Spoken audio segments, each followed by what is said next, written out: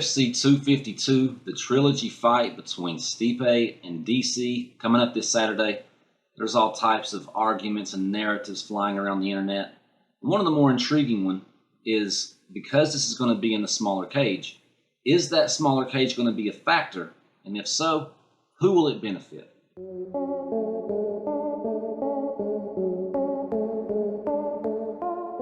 The general agreement amongst fight fans is that the smaller cage will benefit DC and his wrestling abilities.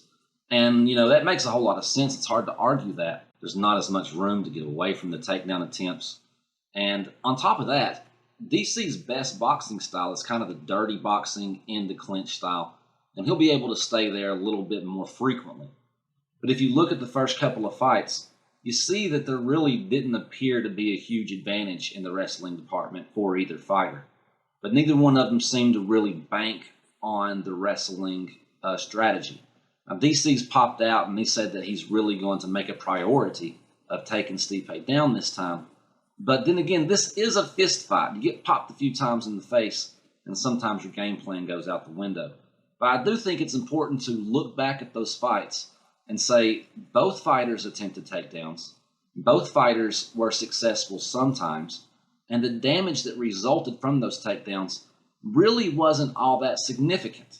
So to think that this is going to be a 100% completely different fight, I'm just not sure I'm buying it. Now, it makes sense to say that the smaller cage benefits the wrestler. It also makes sense to say that the larger cage benefits the striker. Now, Stipe is renowned for his footwork. He's obviously the bigger fighter, a longer jab, longer reach, and better at utilizing that distance.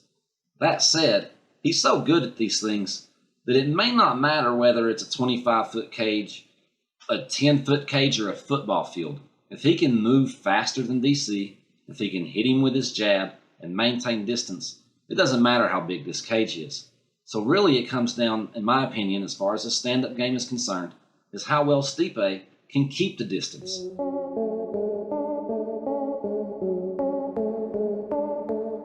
If there is a takedown, we have to remember that the cage is going to be closer. There's going to be more opportunity for Stipe to wall walk, to scrape DC off, and just generally to get back to his feet, using the cage kind of as a teammate.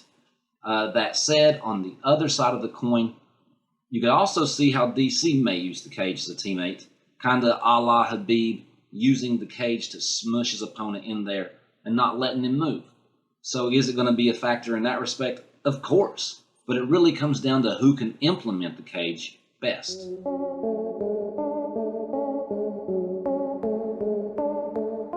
I do think that it's interesting that Stipe, as the champion, has asked, he's lobbied for, however you want to put it, that this fight be in a larger cage. Now, Stipe, mind you, is not a guy who gets on the microphone and posts Instagram videos or whatever. He's not a guy who talks a whole lot. He pretty much handles business and then gets back to work. And the fact that he's come out and asked that this be in a bigger cage is pretty important to me. It's important because he asked, and it's also important that he didn't get what he asked for. He's the champion. We hear this narrative all the time that the champion gets to the top and now he can start making demands. Well, Stipe's demands were not heard, and I find that to be a very interesting talking point. Now, I have always felt that the UFC has shown a little favoritism to DC throughout the course of his career. So I kind of feel like, of course it's in the smaller cage. Of course they're not listening to the champion and, giving in to his demands. Now, of course, you can easily sweep that under the rug and say this is happening during the pandemic. There's not nearly as many venues to play in. We got to do it in the Apex where we can control the environment. But it still just leaves a bad taste in my mouth. When this fight was originally scheduled, I said to some of my buddies, that's going to happen in a smaller cage.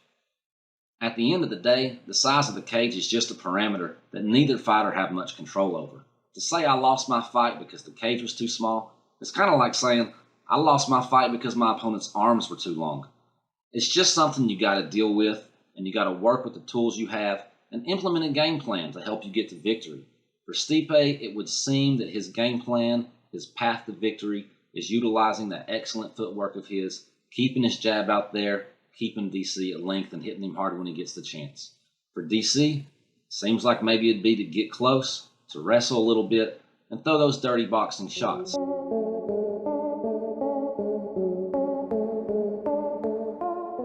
will the size of the cage be a factor in this fight? Well, of course it will be. They're fighting inside of it. But will it help contribute to the victor of the fight?